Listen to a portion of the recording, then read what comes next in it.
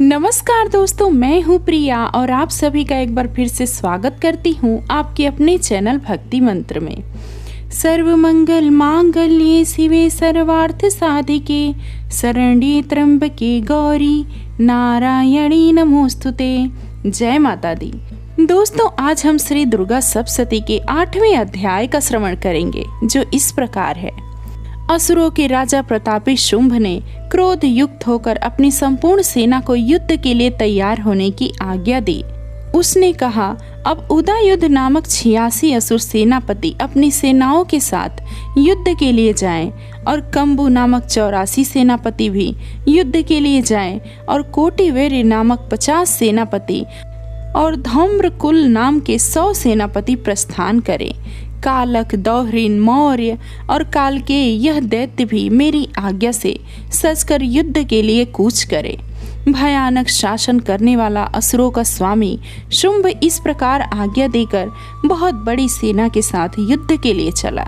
उसकी सेना को अपनी ओर आता देखकर चंडिका ने अपनी धनुष की टंकोर से पृथ्वी और आकाश के बीच का भाग गूंजा दिया। हे राजन, इसके पश्चात देवी के सिंह ने दहाड़ना आरंभ कर दिया और अंबिका के घंटे के शब्दों ने उस ध्वनि को भी और बढ़ा दिया। धनुष की टंकोर, शेर की दहाड़ और घंटे के शब्द से पृथ्वी और आकाश के बीच का भाग गूंज उठा और इसके साथ ही देवी ने अपने मुख को और भी भयानक बना लिया। ऐसे भयंकर शब्द को सुनकर राक्षसी सेना ने देवी तथा सिंह को चारों ओर से घेर लिया। हे राजन, उस समय दैत्यों के नाश के लिए और देवताओं के हित के लिए ब्रह्मा, शिव, कार्तिकेय, विष्णु तथा इंद्र आदि देवों की शक्तियां, जो अत्यंत पराक्रम और बल से संपन्न थी, उनके शरीर से निकलकर उसी रूप में चंडिका देवी के पास गई। जिस देवता का जैसा रूप था, जैसे आभूषण थे और जैसा वाहन था, वैसा ही रूप, आभूषण और वाहन लेकर उन देवताओं की शक्तियां दैत्यों से युद्ध करने के लिए आई। हंस युक्त विमान में बैठकर और रुद्राक्ष की माला तथा कमंडल धारण करके ब्रह्मा जी की शक्ति आई। वृषभ पर सवार होकर हाथ में त्रिशूल, महानाग का कंकड़ पहनकर और चंद्र रेखा से भूषित होकर भगवान शंकर की शक्ति माहेश्वरी आई और मोर पर आरूढ़ होकर हाथ में शक्ति लिए दैत्यों से युद्ध करने के लिए कार्तिकेय जी की शक्ति उन्हीं का रूप धारण करके आई। भगवान विष्णु की शक्ति गरुड़ पर सवार होकर शंख, चक्र, श्रांग, गदा, धनुष तथा खड्ग हाथ में लिए हुए आई। श्री हरि की शक्ति वाराही वाराह का शरीर धारण करके आई और नृसिंह के समान शरीर धारण करके उनकी शक्ति नरसिंही भी आई। उसकी गर्दन के झटकों से आकाश के तारे टूट पड़ते थे और इसी प्रकार देवराज इंद्र की शक्ति इंद्र भी ऐरावत के ऊपर सवार होकर आई। पश्चात इन देव शक्तियों से घिरे हुए भगवान शंकर ने चंडिका से कहा, मेरी प्रसन्नता के लिए तुम शीघ्र ही इन असुरों को मारो। इसके पश्चात देवी के शरीर में से अत्यंत उग्र रूप वाली और सैकड़ों गिदड़ियों के समान आवाज करने वाली चंडिका शक्ति प्रकट हुई। उस अपराजिता देवी ने धूमिल जटा वाले भगवान श्री शंकर जी से कहा, हे प्रभु, आप मेरी ओर से दूत बनकर शुंभ और निशुंभ के पास जाइए और उन अत्यंत गर्वीले दैत्यों से कहिए तथा उनके अतिरिक्त और भी जो दैत्य वहां युद्ध के लिए उपस्थित हो, उनसे भी कहिए, जो तुम्हें अपने जीवित रहने की इच्छा हो तो त्रिलोकी का राज्य इंद्र को दे दो। देवताओं को उनका यज्ञ भाग मिलना आरंभ हो जाए और तुम पाताल को लौट जाओ। किंतु यदि बल के गर्व से तुम्हारी लड़ने की इच्छा हो तो फिर आ जाओ। तुम्हारे मांस से मेरी योगिनियां तृप्त होंगी।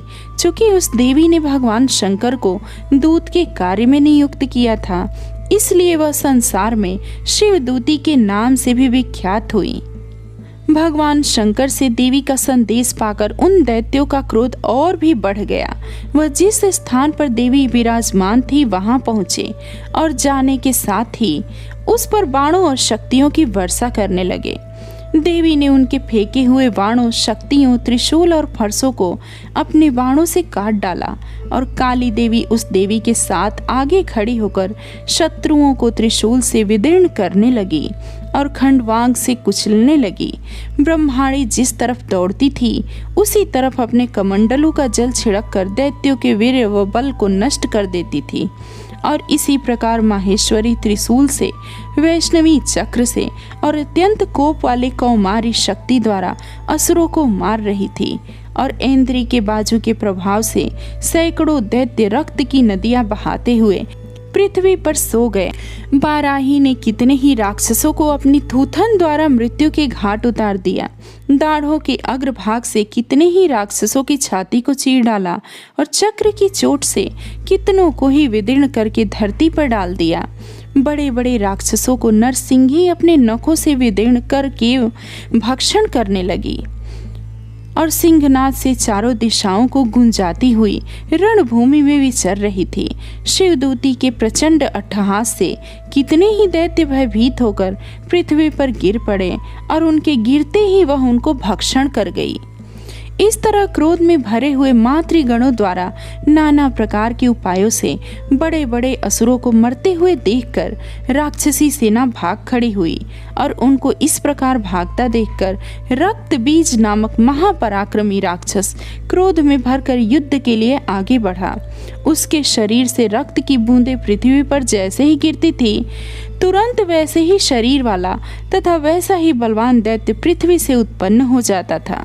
रक्त बीज गदा हाथ में लेकर इंद्री के साथ युद्ध करने लगा। जब इंद्री शक्ति ने अपने वज्र से उसको मारा तो घायल होने के कारण उसके शरीर से बहुत सा रक्त बहने लगा और उसकी प्रत्येक बूंद से उसके समान ही बलवान तथा महापराक्रमी अनेक दैत्य भयंकर रूप से प्रकट हो गए।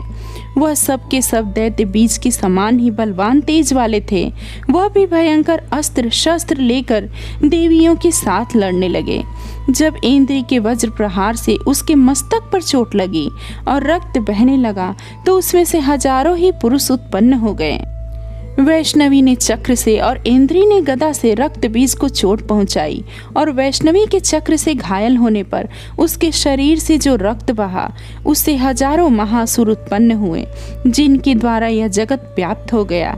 कौमारी ने शक्ति से, वराही ने खड्ग से और माहेश्वरी ने त्रिशूल से उसको घायल किया। इस प्रकार क्रोध में भरकर उस महादैत्य ने सब मातृ शक्तियों पर पृथक पृथक गदा से प्रहार किया और माताओं ने शक्ति तथा शूल इत्यादि से उसको बार बार घायल किया। उससे सैकड़ों महादैत्य उत्पन्न हुए और इस प्रकार उस रक्त बीज के रुधिर से उत्पन्न हुए असुरों से संपूर्ण जगत व्याप्त हो गया, जिससे देवताओं को भी भय हो गया। देवताओं को भयभीत देखकर चंडिका ने काली से कहा, हे चामुंडे, अपनी मुख को बड़ा करो और मेरे शस्त्रघात से उत्पन्न हुए रक्त बिंदुओं तथा रक्त बिंदुओं से उत्पन्न हुए महाअसुरों को तुम अपने इस मुख से भक्षण करती जाओ। इस प्रकार रक्त बिंदुओं से उत्पन्न हुए महादैत्यों को भक्षण करती हुई तुम रणभूमि में विचरो। इस प्रकार रक्त क्षीण होने से यह दैत्य नष्ट हो जाएगा। तुम्हारे भक्षण करने के कारण अन्य दैत्य नहीं होंगे। काली से इस प्रकार कहकर चंडिका देवी ने रक्त बीज पर अपने त्रिशूल से प्रहार किया और काली देवी ने अपने मुख में उसका रक्त ले लिया।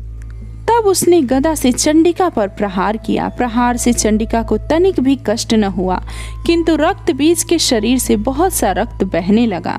लेकिन उसके गिरने के साथ ही काली ने उसको अपने मुख में ले लिया। काली के मुख में उस रक्त से जो असुर उत्पन्न हुए उनको उसने भक्षण कर लिया और रक्त को पीती गई। तदंतर देवी ने रक्त बीज को, जिसका कि खून काली ने पिया था, चंडिका ने उस दैत्य को वज्र, बाण, खड्ग तथा रिष्टि इत्यादि से मार डाला। हे राजन, अनेक प्रकार के शस्त्रों से मारा हुआ और खून से वंचित वह महादैत्य रक्त बीज पृथ्वी पर गिर पड़ा।